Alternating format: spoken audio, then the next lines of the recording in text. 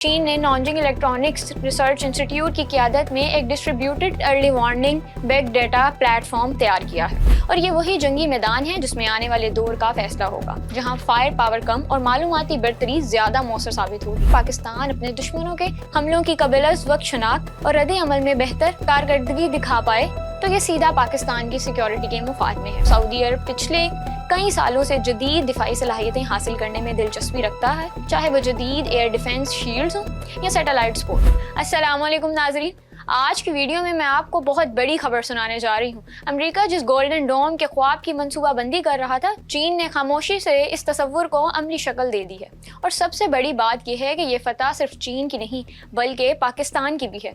آج میں آپ کو بتاؤں گی کہ یہ خبر کیوں اہم ہے، اس کے لیے کیا ممکنہ نتائج ہو سکتے ہیں، اور کیوں اسرائیل اور بھارت کے لیے خطرے کی گھنٹی بج سکتی ہے، اور ہاں، سعودی عرب کے دفاعی سودے کا ذکر بھی ضرور ہوگا۔ پوری ویڈیو دیکھیں کیونکہ ہر سیکنڈ میں آپ کو ایک نیا انکشاف ملے گا۔ میں ہوں روشین شکیل اور آپ دیکھ رہے ہیں کیپٹل ٹی وی۔ ناظرین، تصور کیجئے دنیا کے کسی بھی کونے سے میزائل چھوڑا جائے اور ایک ایسا نیٹ ورک موجود ہو جو سیکنڈوں میں اسے ٹریک کرے، اس کے راستے کا حساب لگائے، بتائے کہ یہ حقیقی وار ہیڈ ہے یا دھوکہ، اور پھر فوری طور پر مناسب جواب دینے والے انٹرسپریٹرز کو نشانہ دکھا دے۔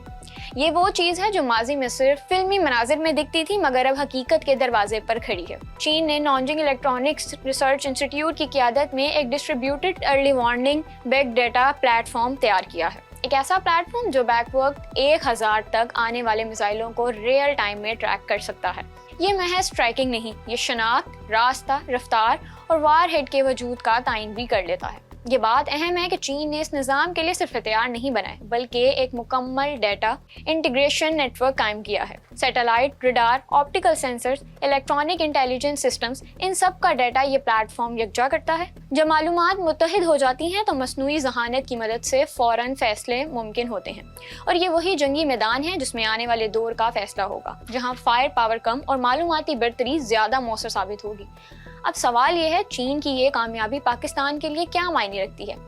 ناظرین، پاکستان کے مفاد میں یہ ایک بڑا ثمر ہے، کیونکہ چین اور پاکستان کے درمیان عسکری اور دفاعی تعاون سب سے پہلے موجود ہے۔ جب چین اپنے جدید سسٹمز اور ٹیکنالوجی کو پاکستان کے ساتھ شیئر کرتا ہے، چاہے وہ تکنیکی معاونت ہو یا براہ راست دفاعی شراکت، تو اس کا مطلب یہ ہوتا ہے کہ پاکستان کی فضائی اور دفاعی صلاحیت میں بھی نمایاں اضافہ ہوگا۔ فرض کریں کہ چین کی طرف سے فراہم کردہ ایسی حساس ٹیکنالوجی یا مشترکہ مشقوں کے نتیجے میں پاکستان اپنے دشمنوں کے حملوں کی قبل از وقت شناخت اور رد عمل میں بہتر کارکردگی دکھا پائے تو یہ سیدھا پاکستان کی سیکیورٹی کے مفاد میں ہے۔ اس کے علاوہ چین نے HQ-9B جیسا جدید ایئر ڈیفنس سسٹم بھی اپ گریڈ کیا ہے۔ اب ایک لانچ میں چھوٹے مگر تیز میزائلوں کی تعداد 4 سے بڑھا کر 8 کی گئی ہے۔ اس کا مطلب یہ ہوا کہ ایک نظام اب زیادہ اہداف کو بیک وقت مؤثر طریقے سے نظریں رکھ سکتا ہے۔ جب یہ سسٹم جنوبی چینی سمندر میں متنازع جزیروں پر تعینات ہوتے ہیں تو یہ ایک واضح پیغام ہے، چین اپنی علاقائی سالمیت کی حفاظت کے لیے ہر ممکنہ اقدام کرنے کو تیار ہے۔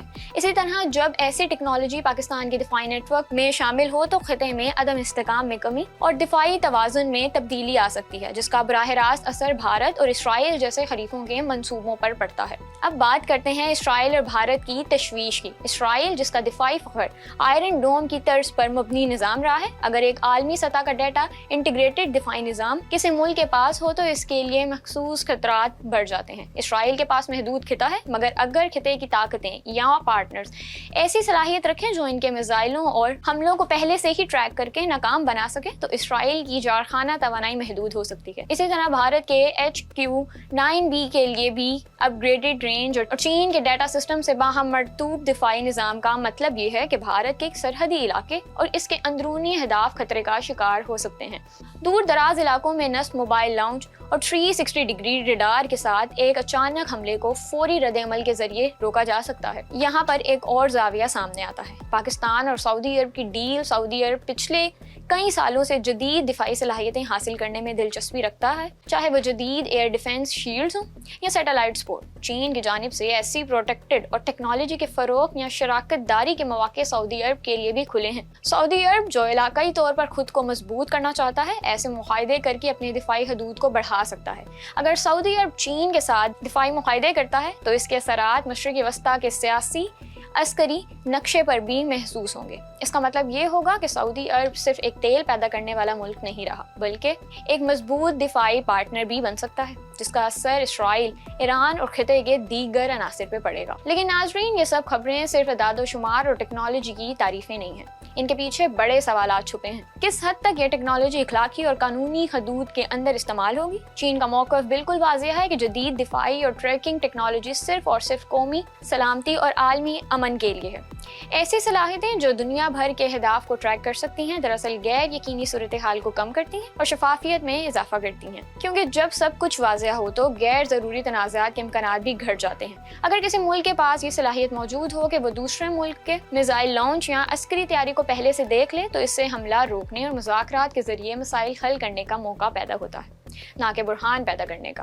یہی وجہ ہے کہ چین ایسی ٹیکنالوجی کو جارحیت کے بجائے دفاع اور استحکام کی علامت سمجھتا ہے۔ جہاں تک اے آئی کو حساس دفاعی ڈیٹا تک رسائی دینے کی بات ہے، چین نے ہمیشہ اس بات پر زور دیا ہے کہ فیصلہ سازی میں انسانی کنٹرول بنیادی حیثیت رکھے گا۔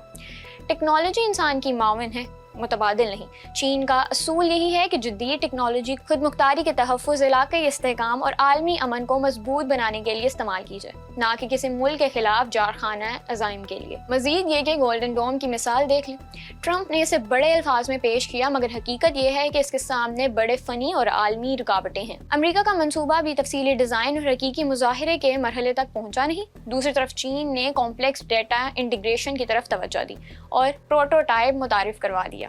اس سے واضح ہوتا ہے کہ فتح محض دعووں یا وعدوں میں نہیں، بلکہ عملی قابلیت میں ہے، اور جب عملی صلاحیت برتری حاصل کر لیتی ہے تو اس کا دفاعی، اقتداسی اور جغرافیائی اثرات اتنی گہرائی سے نکلتا ہے کہ چھوٹے ممالک بھی اس کے برعکس اپنی پوزیشن تبدیل کرنے پر مجبور ہو جاتے ہیں۔ پاکستان کے نقطہ نظر سے یہ موقع بھی ہے اور چیلنج بھی۔ موقع اسی لیے کہ چین کی ٹیکنالوجی اور دفاعی اشتراک سے پاکستان اپنی حفاظتی حدود مضبوط کر سکتا ہے، اپنی فضائی اور بحری دفاعی صلاحیت کو جدید بنا سکتا ہے اور سرحدی تنازعات میں تیزی سے جواب دینے کے قابل بن سکتا ہے۔ یہاں تک ایک حقیقت بھی واضح ہے، دفاعی میدان میں جو بھی آگے بڑھے گا وہ محض طاقتور ہتھیاروں سے آگے نکل کر معلومات، ڈیٹا، کنیکٹیوٹی اور اے آئی میں سرمایہ کاری کرے گا۔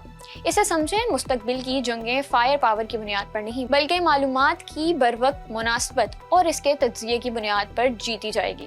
وہ ملک جو بہتر انداز میں ڈیٹا اکٹھا کرے گا، اسے تیز تر پروسیسنگ کرے اور فوری طور پر ٹھوس رد عمل نکالے، وہ میدان جنگ پر غالب آئے گا۔ آخر میں ناظرین سے کہنا چاہوں گی کہ یہ ولاگ محض خبروں کی روادات نہیں، بلکہ ایک الارم ہے۔ آپ کو جاننا چاہیے کہ دنیا کے دفاعی توازن میں تبدیلیاں تیزی سے آ رہی ہیں، اور یہ تبدیلیاں ہماری روزمرہ سیاست، معاشرت اور سلامتی پر اثر انداز ہوں گی۔